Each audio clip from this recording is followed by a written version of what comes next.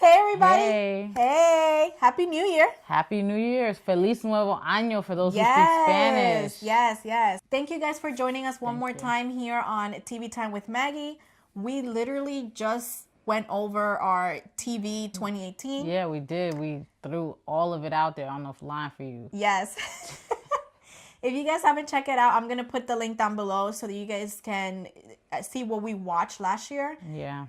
But it's a new year, Sasha. So we got some new shows to talk about. Yes. Well, I don't have many because I'm stuck on my old TV. I got you with my SchittsCreek coming up. Season 1 through 4 is on Netflix. It's hilarious. I've spoken about it before. So honestly, I can't say anymore. It's just hilarious. Just watch. I feel like this is, for me, like the busiest season because there's so many mid-season shows and premieres in the winter that we both enjoy. Yeah, we do. But we then enjoy what they're going also on. like our mid-season shows themselves are coming back. Yeah. And maybe you don't have that many, but I She guys, has a I'm like, bajillion. I don't know what I'm gonna She's do. ready. She's ready for this TV season. Like, Yes. Okay, so I have JanetheVirgin. Season 5 is coming up. It's the last season. I don't know what's that gonna look like because we were left with a really weird cliffhanger in the last season, and it didn't start in the fall like it used to. So I don't know what's gonna happen, but I'm excited. Things are gonna be dicey. You know, you never know what's gonna happen when they change it from fall to mid-season. Things might change really crazy. I want to say that it was because, you know, the creators of JanetheVirgin, the producers for it, are also the ones behind the reboot of Charmed. So they were probably busier. They had the busy during the fall. So I have JanetheVirgin coming up, and I also have finally Brooklyn Nine-Nine. Let me tell you guys, this is like the comedy that could. I'm like, it really is. I've watched one episode and I didn't really love it, but like it was funny. I know I didn't think I was gonna like it. It is not usually my type of comedy, but I enjoyed it so much. I binge watched all of the seasons on Hulu, and then it was canceled. And I'm like, oh my god! Right when I'm getting used to the show, it was canceled, and then it's now returning back, but in a different network. If I'm not mistaken, I'm gonna put the actual like networks below. But if I'm not mistaken, it went from Fox to NBC. Okay. NBC always does well with comedies, I think. Didn't they have Parks and Rec? Yes. That was them. And I know I didn't watch it, but I know that was funny. You need to watch it. You need to watch Parks and Rec. The other show too that I don't know, it's kind of like I didn't really enjoy last season. I enjoyed certain episodes, but for the love of me, I can't leave it behind, especially with the trailer. Is The Magicians on SyFy. Oh, Magicians. I love Magicians, but we'll see how it comes out. The trailer for this upcoming season, what I liked about it was that it looks like it's a very well thought out, concrete story arc for the season, which I really enjoyed. It sounds it's gonna be good. I think it's gonna be so much better than the previous season. Okay, hopefully we got a better Magicians, because Magicians was good. It is good. It's such a good show, but the storyline sometimes they become so much complicated. Like the show is already complicated enough. We don't need it.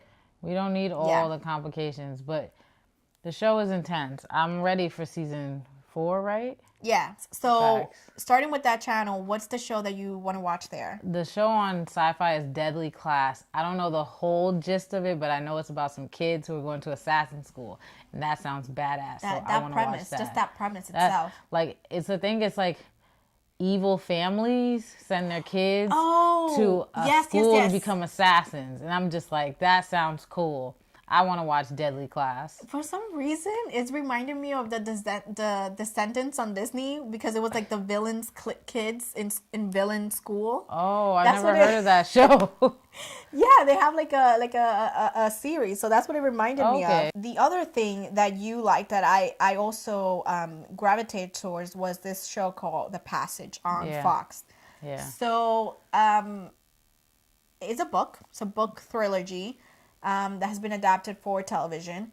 And even though the premise and the trailer looks promising, I do have to say, just out there for warning, that a lot of the fans of the books are not happy with the trailer. Oh. So I don't know, but I know that the premise sounds very interesting. So it's these group of scientists that want to prevent diseases, wanted to eliminate diseases in the world, ended up getting a cure for it, but in that process they turn humans into like these vampire kind of creatures. Okay.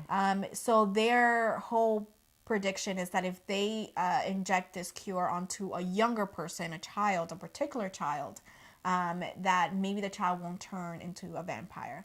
So they locate this young girl, and I don't know. I never read the book, so I don't know if this is accurate towards the book. But in the premise, in the trailer, it's a young foster little black girl.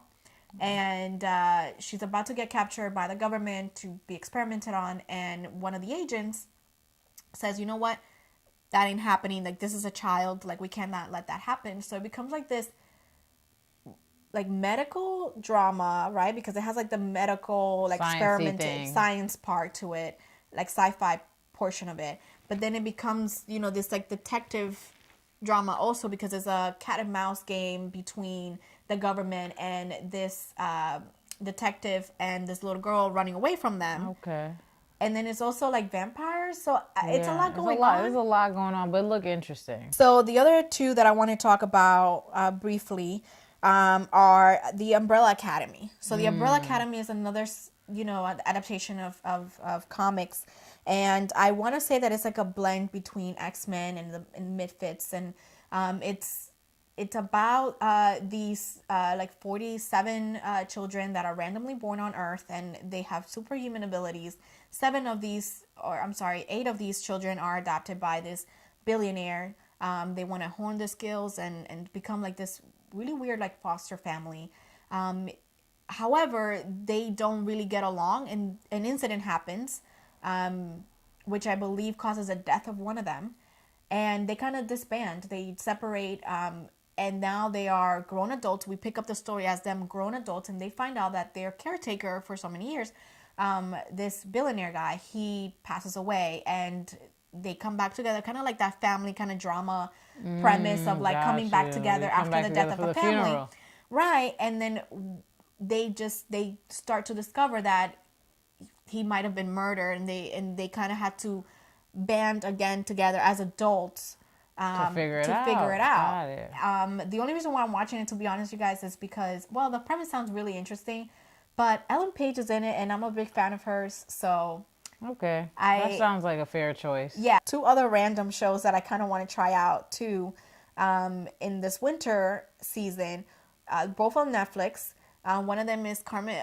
Where in the World is Carmen SanDiego is coming back as an animated series with Gina Rodriguez from JanetheVirgin. She's going to be talking. She's going to be voicing Carmen SanDiego, right? Yes. So she's going to be voicing